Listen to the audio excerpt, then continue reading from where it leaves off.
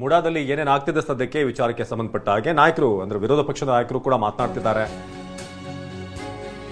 So MUDA ಕೇಸ್ನಲ್ಲಿ CM ಪತ್ನಿ Byrathi ಸುರೇಶ್ಗೆ notice ವಿಚಾರಕ್ಕೆ ಸಂಬಂಧಪಟ್ಟ ಹಾಗೆ ನೋಟಿಸ್ ರಾಜಕೀಯ ಪ್ರೇರಿತ ಅನ್ನೋದು ಕಾಂಗ್ರೆಸ್ನ ಆರೋಪ. ನೀವೇ ಕಾನೂನು ಬರೆಯಿರಿ ಅಂತ ಅಶೋಕ್ ಟಾಂಗ್ ಕೊಟ್ಟಿದ್ದಾರೆ. ಹಾಗಾದ್ರೆ ನೀವೇ ಹೊಸದಾಗಿ ಕಾನೂನು ಬರೆದು ಬಿಡಿ, ನೋಟಿಸ್ ಕೊಟ್ರೆ ರಾಜಕೀಯ ಪ್ರೇರಿತ ಎಂಬ ಪುಸ್ತಕವನ್ನ ಬರೀರಿ.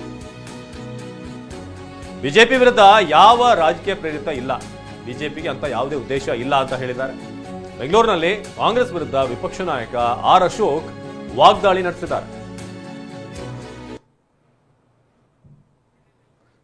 ಇದು ಆರ್ ಅಶೋಕ್ ಅವರ ರಿಯಾಕ್ಷನ್. ಏನು ಕಾಂಗ್ರೆಸ್ ಇದು ರಾಜಕೀಯ ಪ್ರೇರಿತ ಅಂತ ಹೇಳ್ತಿದೆ, ನಮಗೆ ಯಾವ ಅಂತ ಉದ್ದೇಶಗಳು ಇಲ್ಲ, ಬೇಕಾದ್ರೆ ಒಂದು ಪುಸ್ತಕ ಬರೆದು ಬಿಡಿ ಹೇಗೆ ಈ ರಾಜಕೀಯ ಪ್ರೇರಿತ ಅನ್ನೋದ್ರ ಬಗ್ಗೆ ಅಂತ ಹೇಳಿ ಆರ್ ಅಶೋಕ್ ಅವರು ಈ ಮುಡಾ ಕೇಸ್ಗೆ ಸಂಬಂಧಪಟ್ಟ ಹಾಗೆ ನೀವೇ ಹೊಸದಾಗಿ ಕಾನೂನು ಬರೀರಿ ಅಂತ ಅಶೋಕ್ ಟಾಂಗ್ ಕೊಟ್ಟಿದ್ದಾರೆ.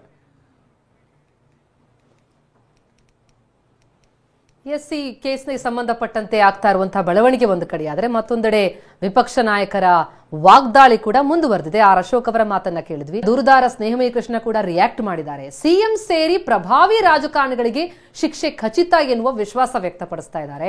ಮೂಡಾದಲ್ಲಿ ಸಾವಿರಾರು ಕೋಟಿ ಭ್ರಷ್ಟಾಚಾರ ಆಗಿದೆ, ನಾನೇನ್ ಕೇವಲ ಸಿದ್ದರಾಮಯ್ಯ ವಿರುದ್ಧ ಹೋರಾಡ್ತಿರೋದಲ್ಲ, ಸಿದ್ದರಾಮಯ್ಯ ಉದಾಹರಣೆ ಇಟ್ಕೊಂಡು ತನಿಖೆ ಆಗ್ಬೇಕು, ಸಿಎಂ ಸೇರಿ ಹಲವರು ಜೈಲಿಗೆ ಹೋಗೋದು ಖಚಿತ ಎನ್ನುವ ವಿಶ್ವಾಸ ಸ್ನೇಹಮಯ್ಯ ಅವರದ್ದು.